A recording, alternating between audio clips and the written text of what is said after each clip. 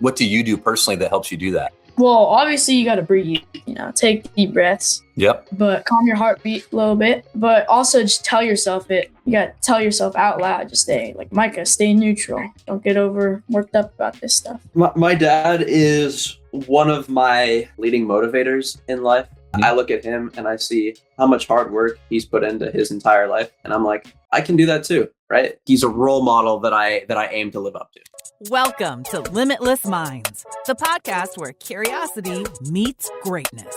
If you're ready to discover what it takes to be truly limitless and push beyond your own limits, you're in the right place. Welcome everyone to the Limitless Minds podcast. I'm Travis Thomas, and where is he?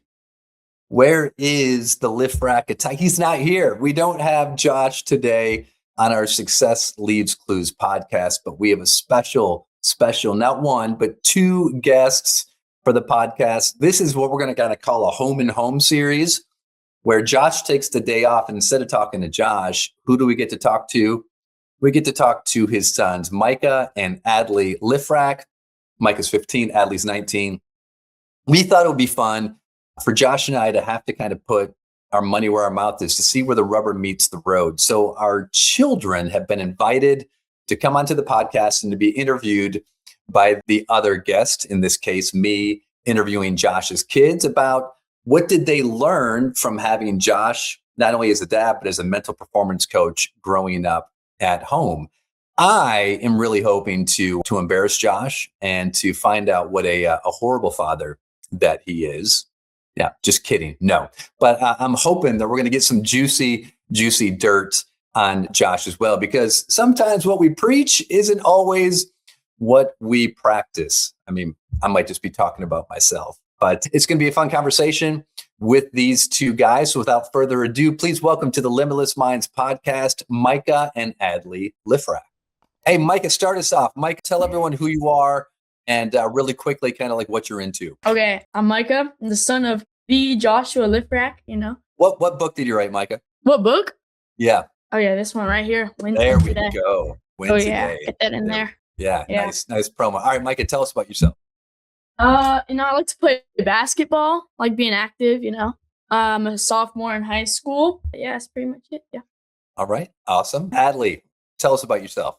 Hi, I am the elder son, and I'm second year going into college right now. I'm studying mechanical engineering at UCF, and I am a big car guy. So it's kind of what I'm into. And then I used to play tennis. I haven't really found the time to do so recently, but it's a sport that stays with you forever. So I'm sure I'll get back into it eventually. Yeah, absolutely. Well, great guys. Thanks for being here. And so, your dad's a pretty awesome dude. I worked with him at IMG Academy.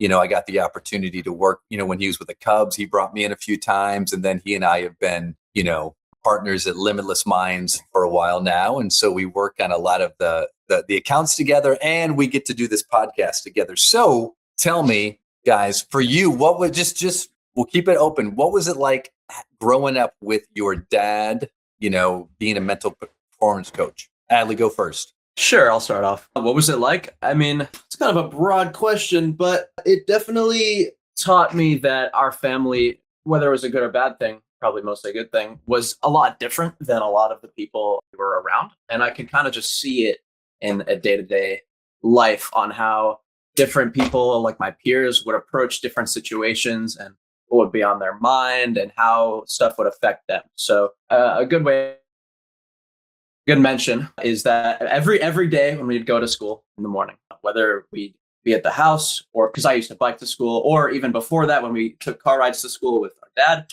he would start off the day with, before we get out of the car, he'd go, "Today is a great day." And then we would respond with, "To be alive." And that was a really great way to just start every day that we had with him, and every day that we were going to school and stuff like that. It was a very good way to set our mind for the day. And whether we had a good morning or a bad morning, that was kind of like a checkpoint, a reminder to be like, hey, here's the real world. And that's all I kind of have to say. I don't know.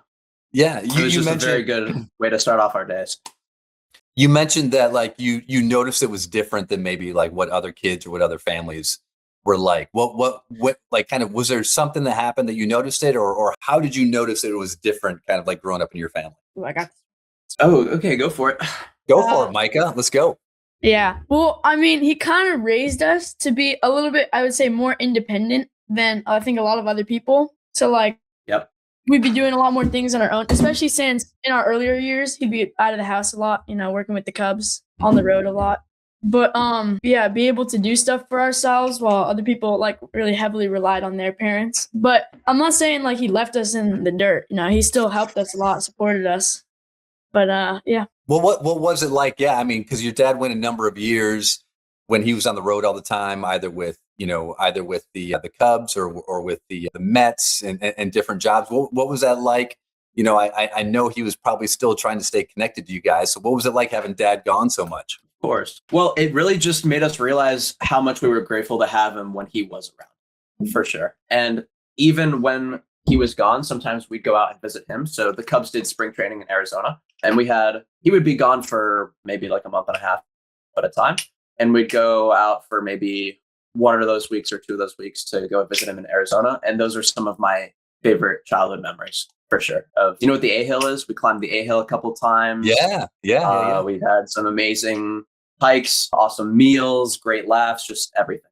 It was definitely good times. Very cool. Micah, what about you?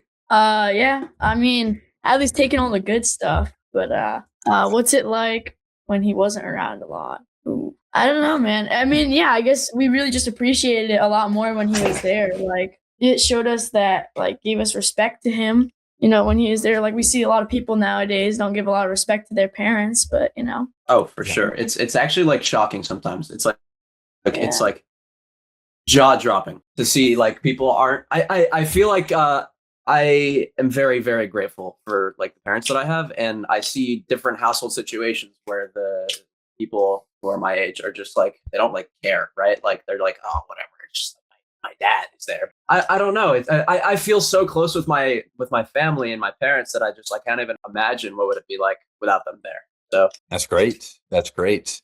All right. So both of you guys are athletes. You've grown up playing sports from a young age, continue to perform and do different things. What would you say is kind of like the first message or first kind of sticky idea that maybe your dad sort of shared with you that sort of had an impact on you? I could say that in my mind anyways, there's no such thing as quitting. And if the closest thing that could be to quitting is just kind of like rerouting.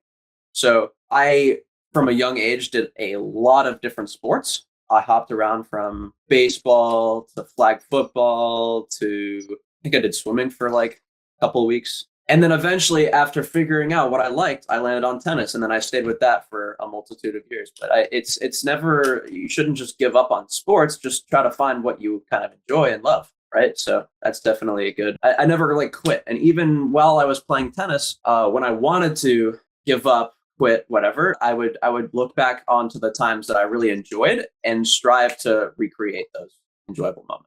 And so, Adley, when you go back to those early tennis days, and here your dad is, right, working at IMG Academy and working with some of the best tennis players in the world.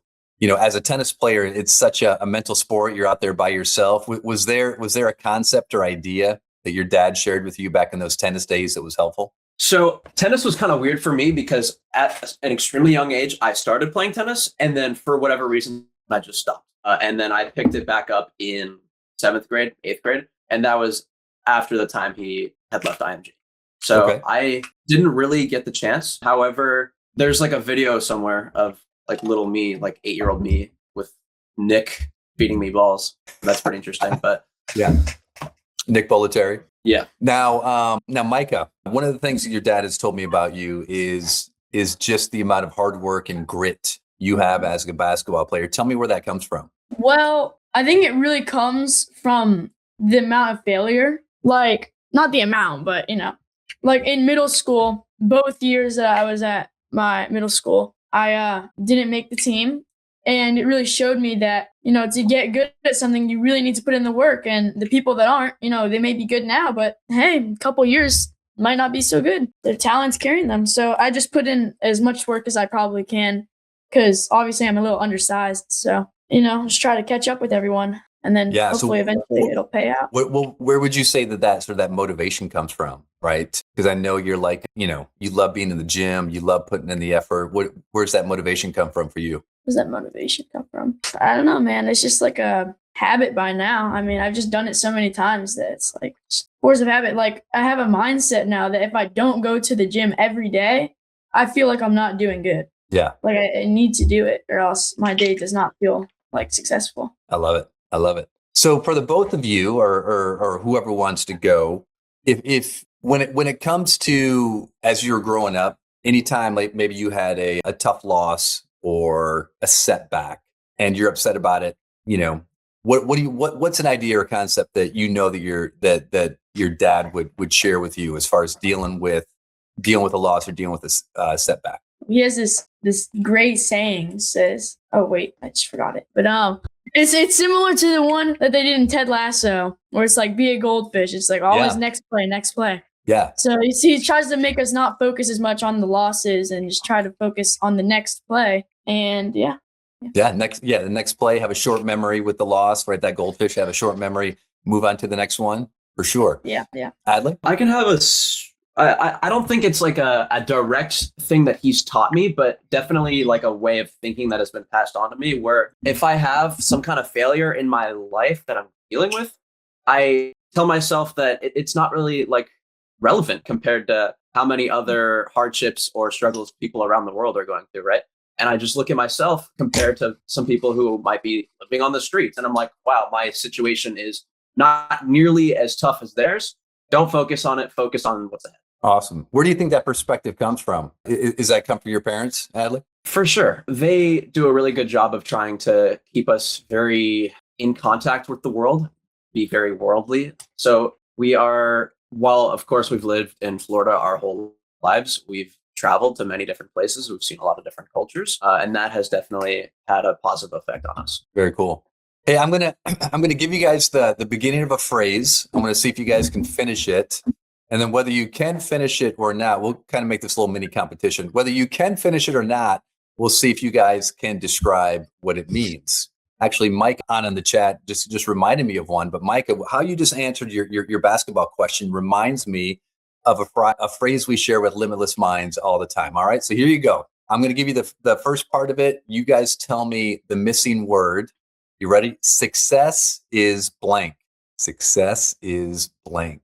Or excellence. Just a one word, right? Is blank. Yep. Success or excellence is blank. I want to say optional. All right. I like in that. a way that it's like you choose to find success, right? Like success relies on what you end up doing. Awesome response. Not the right answer, but great answer. Micah, you got one? The right answer. Oh no. Yeah. For this one, there is. Yeah. It's a phrase.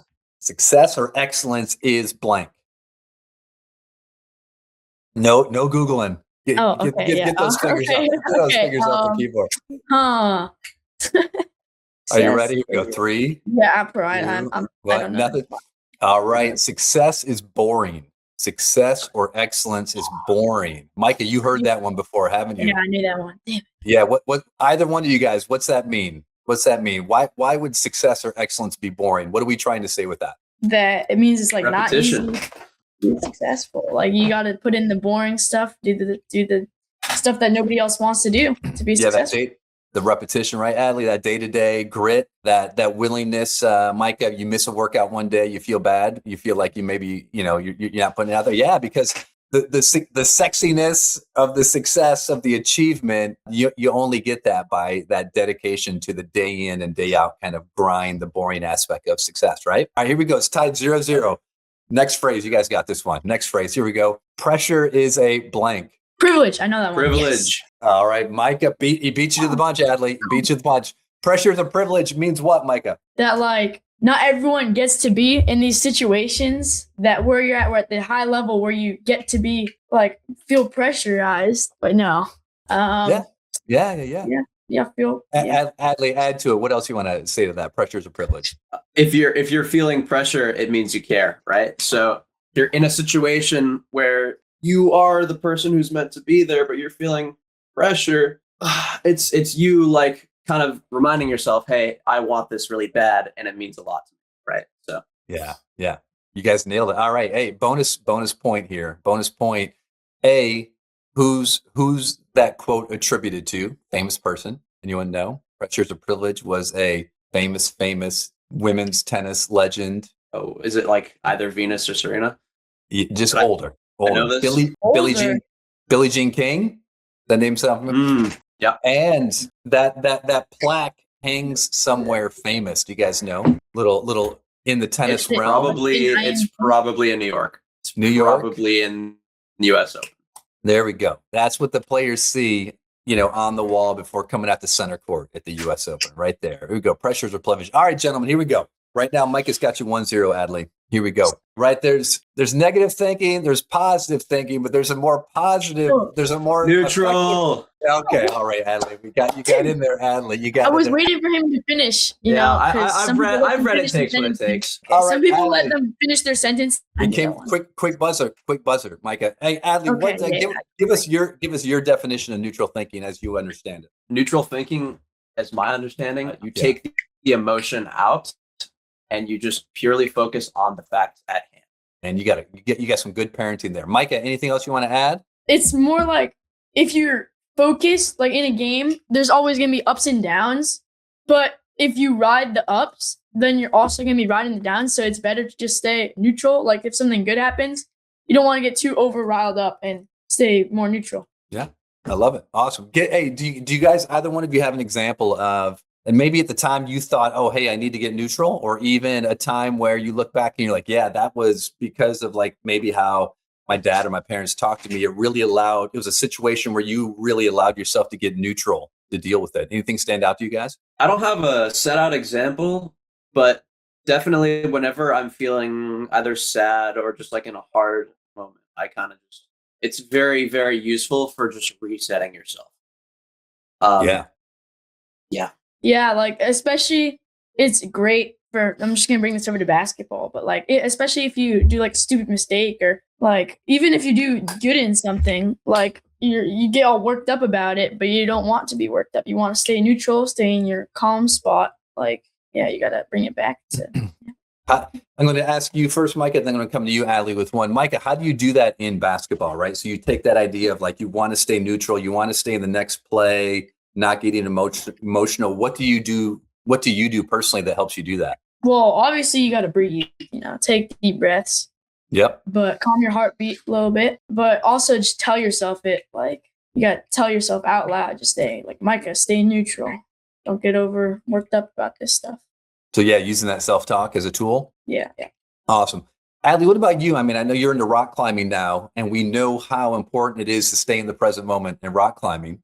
So what technique, what process do you use, when you're rock climbing? Oh, well, okay. Rock climbing, I always enjoy, whereas tennis, I would beat myself up sometimes about stuff that I messed up. Rock climbing, I always enjoy. But I'll give you an example. My dad and I have been going to this gym that has opened up in Sarasota recently. We've been waiting for years for something like this to happen. So we're super happy that that's there now. But there's of course, the difference between like a route, like a large with a rope, and then like bouldering, right? Yeah. So bouldering's without the rope. Bouldering typically are more technical, whereas the longer routes with the rope are more endurance based. But there's this boulder rated V4 that I've been just going at every single time we go to the gym, and I haven't been able to get it once, and I still haven't.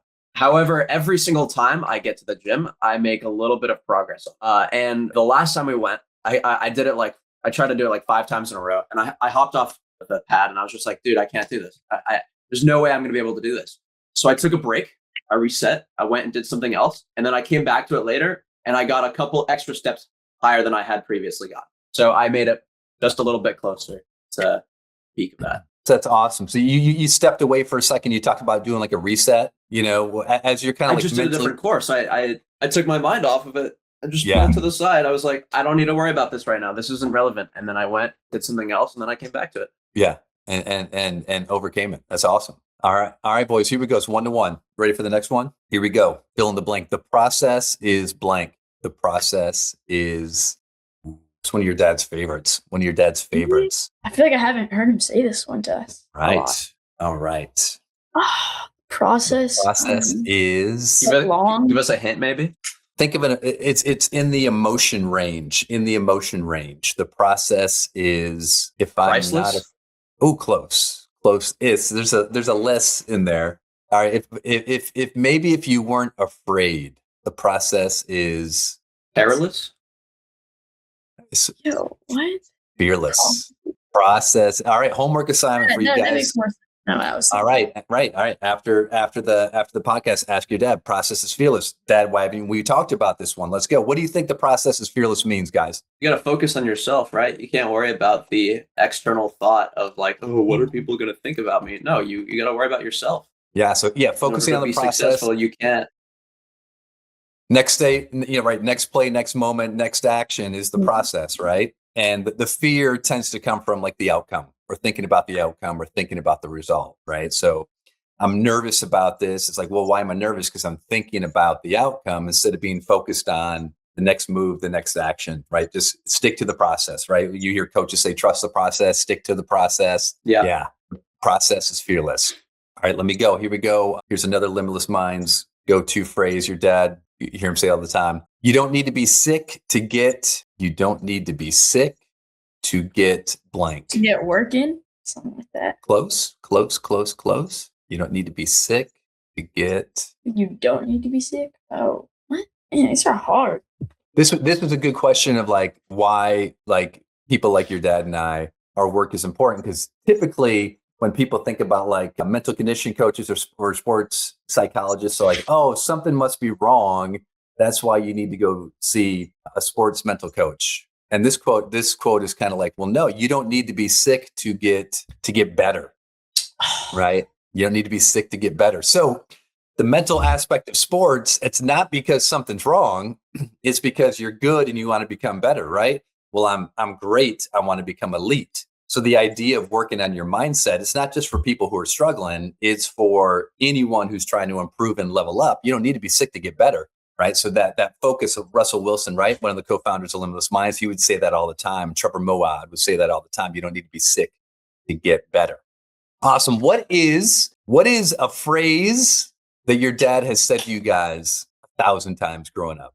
A phrase that he has said to you guys. You're like, oh my God, my dad has said this to me so many times. What's one of those phrases? Well, I mean, obviously, it's great day to be alive, but Great day to be alive, like he that. does that one every morning. Yeah. I mean, but He does mention pressure is a privilege a lot. Pressure is a privilege a lot. Yeah. That's a good one. He does mention that a lot. Yeah. So my kids, my daughter, my oldest is 24. But this is probably about 10 years ago. So guys, I come out of improvisation. And so a lot of my message is on this idea of yes and have a yes and mindset, a yes and response. Live Yes and is my company. My daughter, when she was 14, said to me one time, she said, Dad, for someone who preaches yes and, you sure like to say no. Right. So that was like a big punch in the gut to me that I wasn't doing a really good job living what I was preaching. Have you ever and there's been times where like I'll kind of like lose my cool or have like an emotional reaction and my kid will come in. Like this happened last year. I spilled like iced coffee on the carpet because I was supposed to have a lid on the cup and I didn't have the lid. My son comes in and I was like really upset. And he goes, hey, Dad, looks like someone needs to get neutral. Right. And he was kind of, again, give me like a little bit of shot. What is something that your dad, if you're like, oh yeah, man, my dad preaches this, but every once in a while he loses his cool. Is there something like that he gets more frustrated at than other things that he needs to listen to his own? Airports. Yep. Tell me about it. Always the airports. No, he doesn't hate airports. It's just like anytime any little thing goes wrong, specifically at an airport, I don't know why. He just, I wouldn't say freaks out, but it's definitely an interesting experience. I'll put it that way. You should. I'll get a camera and send you footage next time.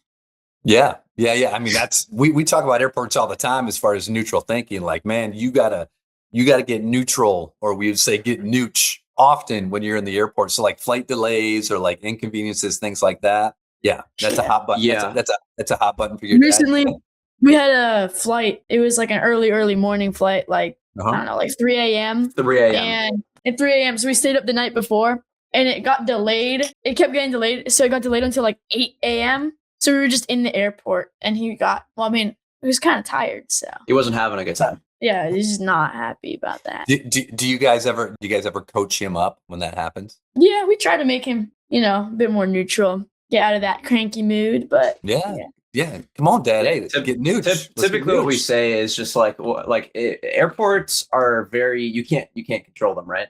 So it's out of your control. You're gonna get on that plane eventually, right? There's nothing else you can. Just be patient. Yeah. So you go back to helping him control the controllables. Yeah. I love it. All right. So here's the tiebreaker. Since you guys are tied 1-1, there's a great new book out. Or you guys need to fill in the missing phrase. There's a great new book out called Win Blank. Does it win today? It is. Well done, Micah. All right, Micah or Adley, have either one of you read the book yet? Ooh, no, I have not. I'm currently reading Atomic Habits. So Win Today is next on my list. Okay. All right. James Clear, not all bad, but I mean, it's no win today. Micah, those eyes are shooting to the side. We got a little bit of guilt going on there. Well, I just don't have a lot. Even read. Just a lot of time. Too much school going on. Wow, that sounds like a lot of excuses, a lot of victim mindset there, Micah.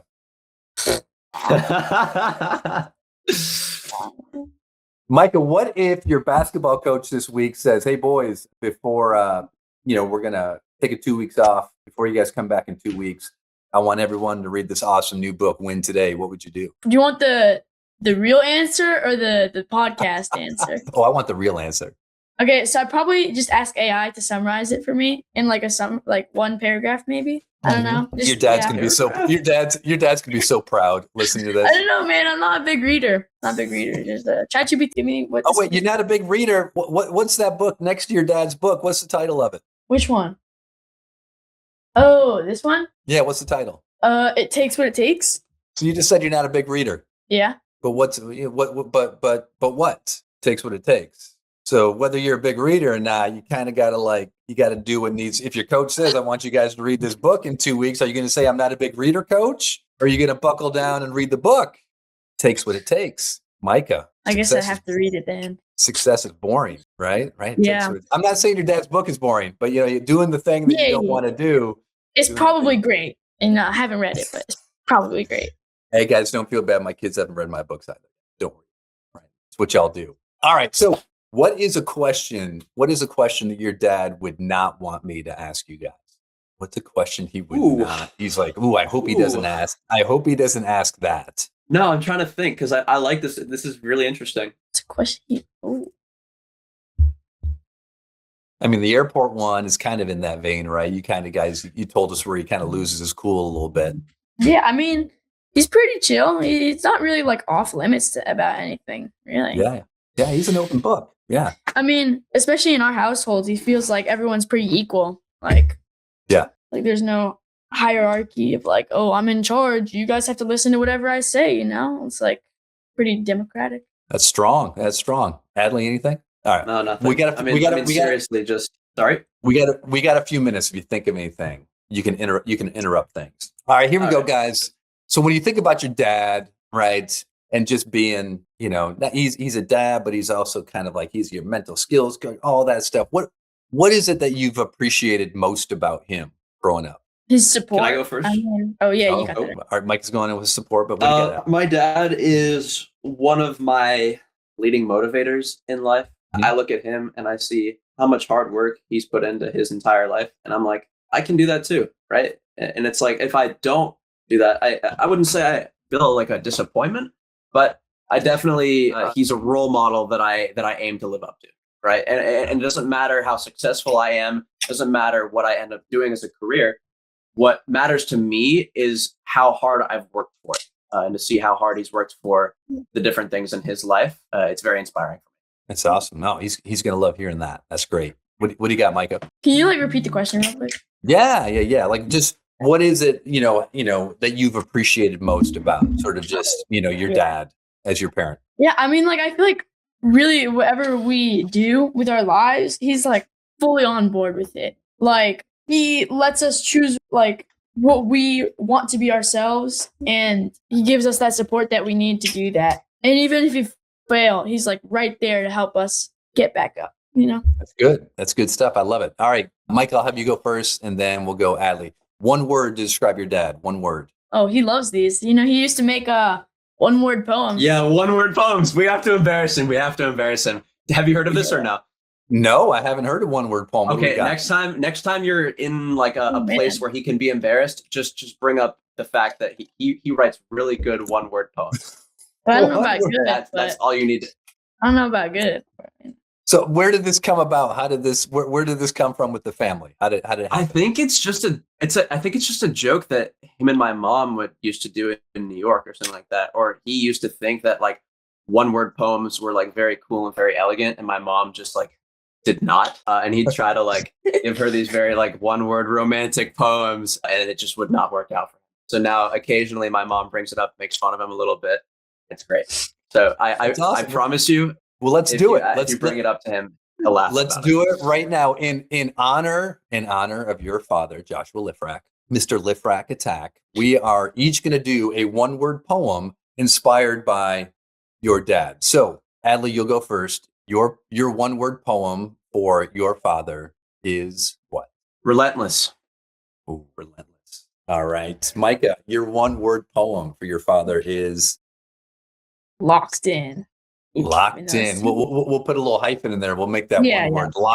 Locked in, relentless, locked in. All right. My one word poem, Joshua Lifrak, is authentic. Oh, it's good. Authentic. I love it, gentlemen. I love it. I think that's about it, guys. I think you guys covered pops really, really well. All right. So we'll end it this way. And we talk about like success leaves clues and the influence, right? And the success in your life. We can look back to like different things that helped us achieve success. And so I want you guys to almost kind of do the reverse. We're going to look ahead. When you guys look ahead to you guys, I imagine are going to be dads one day. You're going to be dads one day. So what is one thing that you're going to focus on for being an awesome dad to your kids that you learned from your dad? So one way that you're going to be awesome as a dad is what? Making them not fully rely on me for every little thing. Like, I want my kids to be independent, like be able to solve things for themselves, be able to do things for themselves. Like, I basically like want them to be like me. Yeah, I love it. All right, to be self-sufficient, to be independent. I love it. Awesome. What about you, Adley? For me, of course, I'm gonna try to be a father figure and help raise them up how they properly should be, but also I want to try to be a friend of theirs in a way and maintain a really close relationship with them so that I can fully trust them and they can fully trust me with anything that they possibly. Because the relationship I have with my dad right now, I can tell him everything.